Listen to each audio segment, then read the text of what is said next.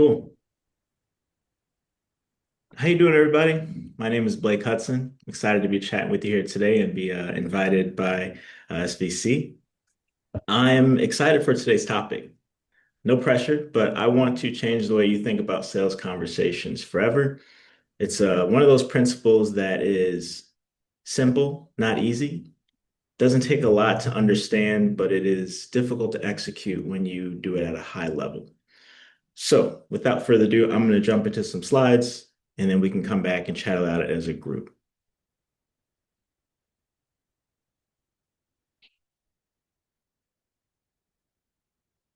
Can y'all see my slides? Give me a thumbs up, Taylor. Awesome. And I can see you. And you don't need to see me right now. You see these beautiful slides that we designed. So, how to turn sales conversations into customers, right? Why the best conversations begin with curiosity before persuasion. So, I believe that there is a better way to sell than the way that most people think about. Sales doesn't inherently have to mean pitching someone, persuading someone, or having every answer.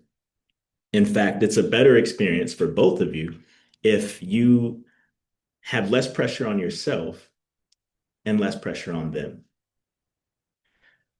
Ultimately, you get a better outcome because sales, when done well, it's not just about feeling nice, better combos. It's about helping you understand what buyers care about, right? And ultimately, that's what helps us turn conversations into customers. So, this first slide, where did this idea come to me? Actually, long before sales. Once upon a time, I ran for public office and I was neck deep in politics. And as you know, in politics, everyone's happy. They love it. They're ready to get it. No, I'm just kidding. No one's happy. They're all angry. They're mad about something. And when I was running for office, one of the things I knew was going to be true is people were going to be mad at me just because I was standing in front of them. So how am I going to make what I believe to be the toughest sale ever, which is selling yourself?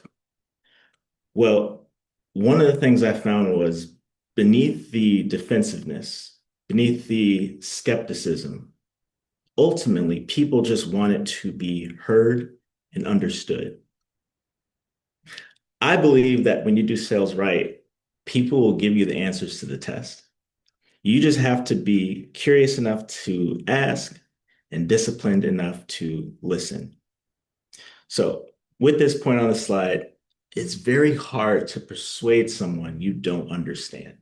We get caught up in changing people's minds before we understand what's important to them in the first place. So, that brings me to the next point, which is the sequence of great sales conversations. Sequence matters. Persuasion still matters. You still need to sell people, right? We're just shifting the order a bit of how you go about doing that. So curiosity tells me what they care about, what's priority for them. It'd be like you go to a car dealership and you're selling minivans to soccer moms. They probably care about more seats than more horsepower, right? Meanwhile, the guy that goes in and buys a sports car, he cares about horsepower more than cup holders. It's like, how do you sell to the person based on their needs? Well, you have to understand them first. And understanding makes persuasion relevant, and then it can better connect your offer to their world. This is a big slide for me because it kind of became a revelation in my sales career. The best questions don't just provide information. What's your budget? When do you want to make this change? The best questions shift their perspective. So information is good for you as a seller. But when you shift the perspective of someone else, you help them see something from a different perspective, a different point of view. What's really cool about this and the shifting of perspectives is that you don't have to manufacture urgency. You don't have to pull out of thin air anymore. Urgency becomes something that is discovered by the prospect. And when they discover it for themselves, that's far more powerful than you dragging them there yourself. So I give you an example of this. Let's take a basic question like, what's your budget?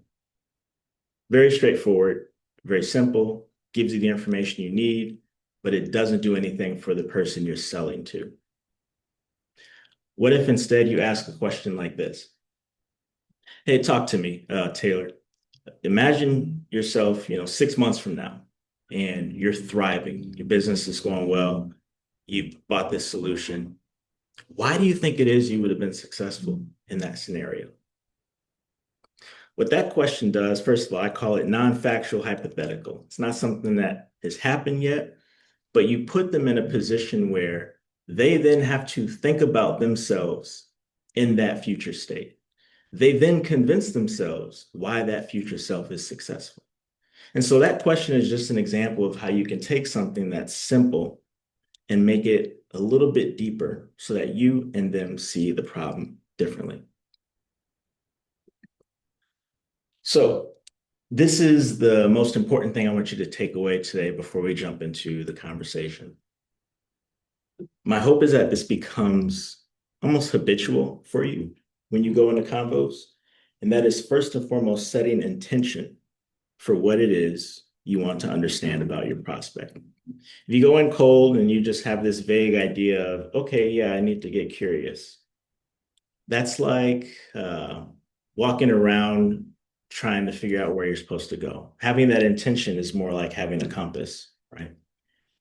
And then it's really good to design questions as opposed to just kind of looking and memorizing this bank of questions. You start to design them based on the fundamental factors of what you're looking for in those prospects. So, what's important to them via price, what's important to them via timing, what's important to them via product and features, right? And the last thing is when you go into these conversations with this as your guide, the whole tenor of the sales conversation shifts because now they don't feel sold to. It feels almost as if instead of looking across the table from one another, you walk over there and you sit on the same side and look at the problem with them. Okay. So that said, if anyone wants to chat more, you can go ahead and scan that QR code. What I'd love to do is talk to you about what your questions sound like now, how your conversations are flowing. And if you're someone who's leaving these conversations and people are saying things like, we'll get back to you, or let's think about it, like that's something we can talk about. So without further ado, I'm going to stop sharing some slides. We can go a little bit deeper as a group. Awesome. Thanks, Blake. I like that. I got some notes down and some questions, but would open it up for anybody else who has some questions. And um, also, Blake, I would be very interested to have you kind of run through a case study or something like that with people on the call, if that would be helpful. But there are a couple of questions in the chat right now. Dory said, "What was that question?" Just asking you to repeat your question. And then Paul has a comment there as well. So if you don't mind repeating that last question you said, Blake. The example that I gave or the prompt before going, the example I gave? Uh, I would imagine so. I'm just going to say Dory. that. And if it's wrong, she can tell me that was not what she was saying. Okay. The question was kind of the goal behind the question is to put someone in a scenario where they have to envision themselves in it. And that way they work themselves to that point as opposed to you kind of dragging them there. So the example would be, hey, Taylor, imagine you're 6 months from now and you're thriving in your business, things are going well, and you bought this product. Why do you think it is that you'd be successful in that scenario? And then they have to start thinking to themselves, well, I probably would have implemented it fast. I would have made sure my team was onboarded properly. Things like that, right? They start to kind of wrestle with these thoughts in their head, and that shifts their perspective as opposed to just purely giving you information. Taylor, you just said something, but I forgot what it was. But I can go a little bit deeper into that point about designing questions. So I won't go neck deep in this. This session, I usually give it's like 90 minutes long. So I'm trying to compress a lot of that into 15 minutes or even less. I like to think of four different kind of buckets of questions. First, you have open and close ended. Pretty straightforward. That is kind of giving you information. Then you have customer versus company centric questions. Are you talking about them, the person, or the organization they belong to? Then there's the timing of the question. Is this question rooted in their past, their present, or their future? And then lastly, which direction are we heading? Is this a pain they're trying to avoid or a pleasure they're trying to pursue?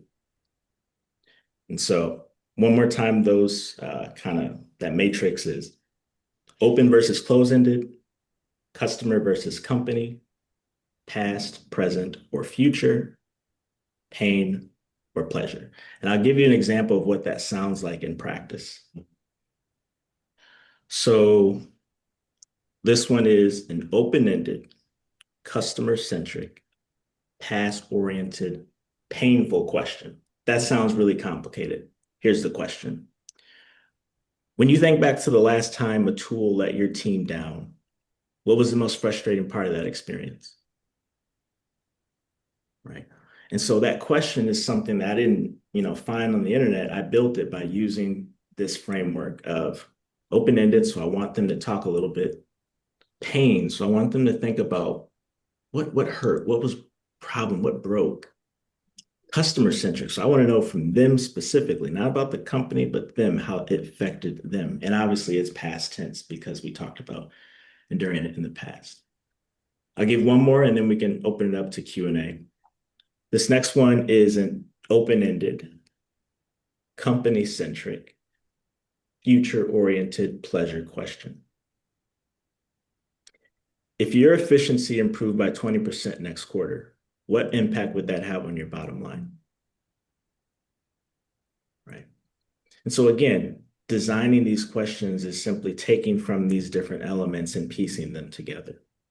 I want this person to think about their company, the progress they've made, and the progress they intend to make. And that's going to do two things, give me information and have them look at their perspective a little bit differently. So I've talked a lot. I would love to hear what your questions are, what you're thinking. Tyler, do you take them off mute or do they drop them in the chat? I just want to make sure to know where to look. Yeah, there are a couple of questions in the chat. First one is from Paul. And yes, people are welcome to come off mute. Paul, if you want to give some background on your question and you're available to come off mute, please do. Yeah, no bother at all, Taylor. Blake, thanks very much for that. Being Irish, I'm all about the conversation, so I love it. But one of the recent shifts that I've noticed in buyer behavior, and Gartner would back it up as well, is that buyers are now like delaying. I can't remember the stat now, but it's like they don't engage with sellers until their last 25% of their buying journey. And in that time, they're doing their own bits and pieces of research and all that. Now, the problem with that is, where are they getting their information from if they're not going to the seller? So I'm wondering, how would you combat getting into conversations earlier, or at least making sure you're still part of that conversation come that last 25% of the buying journey? Are you asking this question from a perspective of prospecting, like getting them to the table to have the conversation, or more like generally just how do we get them to engage with us once we're in front of them? I suppose it's a bit of both. I would imagine, like, to get them to engage once you're in front of them is all about asking good, valuable questions Mhm. and showing your value up front. But I think the bigger problem right now is actually getting them in front of you Mhm. so you can start asking Yeah. those questions. So I'd love your insights on that. My first instinct with that is to start with the pain that they are feeling. Because when someone feels like you understand their situation and the thing that they're dealing with, they become more inclined to trust you. It'd be the difference, like, say you go to a doctor, you sit down on the table, and they just start prescribing you stuff. You don't know me. I don't know you. I don't trust you. And you're just sending me to the pharmacy, right? A good doctor is going to understand what you're dealing with. Ah, my knee hurts. Okay, let's talk about it. Tell me what you can and can't do. Got it. You can't bend, can't squat. All right, well, this is probably a ligament issue. Like you understand their situation, and a good seller understands it even better than they do because this is your expertise. This is what you deal with every single day. So whether that's in your messaging or if you use content or however you go about finding your customers, being able to speak to the pain that they deal with in a confident and coherent manner, I think that opens up the door for a deeper conversation because now they feel heard and they feel like someone sees into their situation. Does that make sense? What do you think about that? Yeah, no, I agree. It's just trying to uncover those pains can be very difficult before you actually start talking to them. And I think that's a big challenge right now because everything's being pushed off to the very last minute before they'll actually get in front of you. So you're kind of making assumptions on what their pain points are and hoping that they land, with a view then of kind of digging in deep when they do engage, you know. So I think that's I, I would love to say I have all the answers, but I certainly don't. I've got a few ideas about it, but I'm just curious, and everybody else how they attack that, you know, is to actually get that initial conversation. Like networking events, I think are very good because you Mhm. get people talking and stuff like that there, but there's only one of you, and you can't really do that at scale either, you know. So it's a very modern struggle, I think. Yeah, for sure. I agree with that, Paul. Taylor, who else we have? Question from Nimble Digital Media. As far as cost questions, I've begun saying, what impact or what cost is there by not doing this? Mm. What are your thoughts on that question? I think that's an excellent question. I think it might have even been one of my examples I wrote in my speaker notes. But yeah, the cost of inaction is a great way to surface that urgency because then it starts to be real for them. They start to feel it like, oh yeah, that is going to be a problem 30 days from now if I don't fix it. So I love the question. It's very simple, very straightforward, but it does what we talked about earlier. It gives you information and shifts their perspective as well. I wonder if that's also maybe, Paul, an approach in terms of flipping the narrative before people start talking to you, is talking both about the benefits that you provide, but also helping them identify what what doesn't happen if they talk to you. You know, in an ideal, I mentioned this earlier, but in an ideal scenario, you as a seller, you study their problem.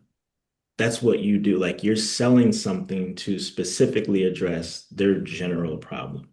So I've always been of the assumption that great salesmanship makes a sales conversation beneficial for both parties because again, they start to see their problem from a different light. So being able to get them to look through a different lens is a huge part of selling and a big part of these questions that we're designing.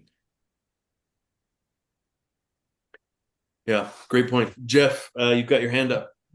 Yeah, a couple of things, Blake. I want to kind of address to a few points that go along with what you were saying.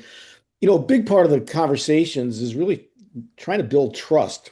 Kind of, there's so many people trying to take other people's time.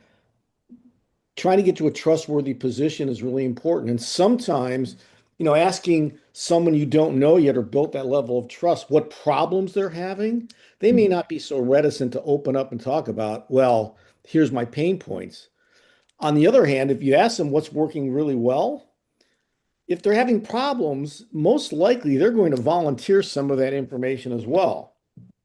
And you haven't asked them a question, but they may say, yeah, this software program I'm using, it does this and this is really well.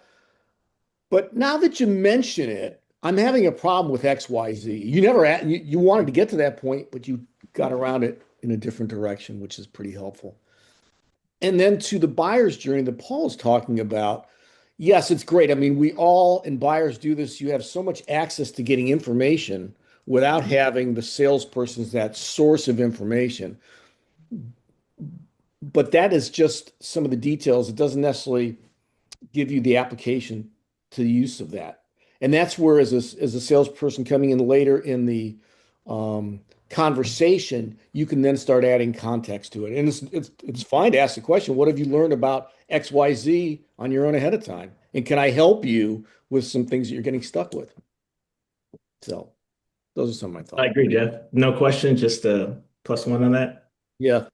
Yeah, I agree. I like the way you put that. They kind of open up initially on their own volition when you have that context or the ability to get that context.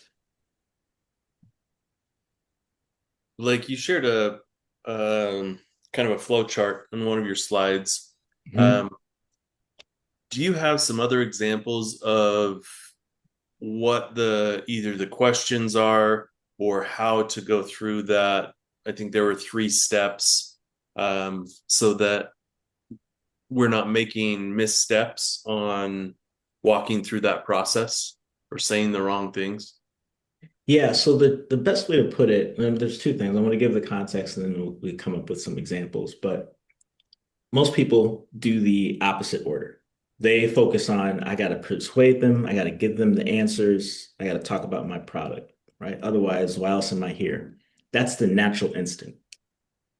And then they start talking, the person talks, and they start to improve their understanding, but it's not intentional and it's not as deep as it could be if you were to lead with curiosity. Because where most people end up is they didn't buy from me. They said not today. And now they're getting curious. They're trying to figure out why did that happen? What's going on? What did I miss? And so what I'm saying is reverse the order there. And then your second point about potential questions, can you ask that part again? Give you an Uh, example for what now? just wondering if you've got some additional examples. Some of the examples you've given are very thought-provoking for me in terms of how to ask questions that are deep enough, but maybe not too complex. Hmm. This one's a little bit abstract. It does require some context, but it's the type of question that stops a person in their tracks, makes them reconsider the way they're going about their business. And so I would ask something like, you make a lot of decisions on a day-to-day basis as a business owner, some good, some bad. If you're like me, what's a mistake you're proud of? Very simple, very straightforward question. But what it does is it surfaces something quote unquote negative that they have dealt with. But then it reframes it and they start to see, okay, maybe that wasn't as bad as I thought it was. And that, I believe, can give you an opening to talk more deeply about, is that a mistake that's avoidable? Is that something you might potentially run into again? Can we help address that? So, like, that's obviously the context matters for a question like that, but that's an example of asking someone a transformational question that can open the door to a deeper conversation. Barry, CIN. Yeah, really good stuff, Blake. Spot on everything that you're talking about. I liked when you opened up talking about sales because most people, it seems, have a connotation as soon as you say that word, there's a product or service being sold. And sales really, from my experience, has everything to do with communication.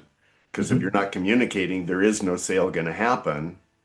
And vice versa, communication, like you were implying, is all about sales. I'm conveying an idea, a thought, something. And so putting communication and sales together, in my mind, is they're like brother and sister. You can't separate them. You take either one out, it doesn't work. What I encourage people to do when they're in any kind of a communicative sales context is to position themselves in a different way than a transactional prospecting situation because people feel that in a heartbeat. Mhm. So if I was communicating to you as a prospect, then all the questions and the information, it's all relevant. If I was to communicate to you like as if you were a family member, my dad, my brother, my son, you're my very best friend, there's something different inside of me, the way I'm going to ask those questions, where I'm coming from, and people feel that. Neurolinguistics has proven that when you treat someone in a certain way, they're going to respond in a certain way. So that's what I encourage people in any kind of a communicative situation. Talk to people like they're your friend and watch what happens next. And Now, there's when no I ask you downside. the question, I'm asking is, as you know, as your friend, hey, I'm really curious about this, rather than, well, if I ask this question, I'll get this information. It's different. Yeah, I agree with that. Spot on, Barry. And I was going to say too, you can even the kind of cousin of that is talk to them as if you're their partner already, right? I'm Yep. sure other people here have heard of the assumptive sale, but it's less about assuming things and more about how you position yourself. I do a training called the First 15, and it talks about how the first 15 minutes of your discovery call dictates the rest of the entire deal, not just that conversation. And the first part of the first 15 is how you position yourself. Do you present yourself as someone desperate for their attention? Do you present yourself as someone strictly extracting information from them? Or do you position yourself as someone who is sitting alongside them, ready and willing to solve their problem with them? That demeanor, as Barry just alluded to, does in turn determine how they respond to you. So, something to keep in mind. Thanks for sharing that, Barry. Yeah. Good stuff. Blake, as we're coming to the end of our time here, I'm wondering if you could maybe share um, some homework that you would suggest everybody do, like in terms of thinking through one of the prospects that we have in our pipeline. Um, what are some next steps that we could take with us and say, okay, let's do this right after this call, either do reach out or do something that would push that sales effort forward with one or two of the prospects that we're thinking about? So I do a lot of training. I didn't mention my background at all, did I? I'm just some guy on the internet telling you about stuff. My apologies. I have been in tech sales for nearly a decade now. Been a seller, a manager, enablement, training. And one of the things I've learned is it's really important to have one thing. People will forget the second and the third thing. So my exercise to you is what I shared on that screen, and that is writing down before your sales call. By the end of this conversation, I need to understand what, right? And so, Taylor, the reason why I'm not dropping a bunch of other exercises, I could talk more about open-ended, closing-it questions, for example, is that is an exercise that once you do it, after a while, it starts to become habitual. And you don't have to write it down before the conversation. You go in with a different mentality. So that's the exercise I would say. I'm going to use it before my next call, as I always do. And I think you'll be surprised at how the conversation flows when you are searching for understanding as opposed to trying to force your product into their situation. Could you share an example of what that would be like for one of your next prospects or someone that you've helped in that Yeah. area? So thinking back to, let's see, one of the last prospects I worked with, what did I need to understand? He was selling a kind of QuickBooks type software to Jamaican owned businesses. And I needed to understand what level of depth did he have with his customers, because that was going to determine how we moved forward. So the question I'm going to ask is, talk to me about the last customer you had. Where did they find you? What did they say was their problem? And have you been able to talk to them since and get any feedback from where they were? If I can understand that, that's going to change the way I quote unquote sell to him and help him solve that problem. Um, in that instance, I was worried that he might be a little bit kind of low ticket, so very like ad heavy. Turns out he did have to get his first customers by deeper conversations. And so that changed our messaging, it changed who we reach out to, but that all was built by that question. I'm a big believer that great conversations, they're built on great questions. Without a question, you just have a monologue. There's someone talking. But when there's that exchange of information, that back and forth, that's where something beautiful starts to happen. So, what do I need to understand by the end of this call? That's my exercise. I like that. We've got time for one more question, and if anyone has one, throw it in the chat or come off mute. In the meantime, Blake, if you don't mind sharing your contact information in the chat, if anyone's got questions for you, what is the best way to get a hold of you? As he's putting that in the chat, thanks. Really appreciate everybody coming, and look forward to seeing you all next week. Blake, thank you so much for sharing your insight with us, and I challenge everybody to go do what Blake said on our next call. So it's something I've written down and I'll do. Thank you, Blake. Any parting words that you'd like to share, Blake? Get curious and you'll get customers. I like it. I don't know how else to put it. That's perfect. Awesome. Thanks all. We'll see you all next week. Appreciate it. Thanks, Blake. Everybody.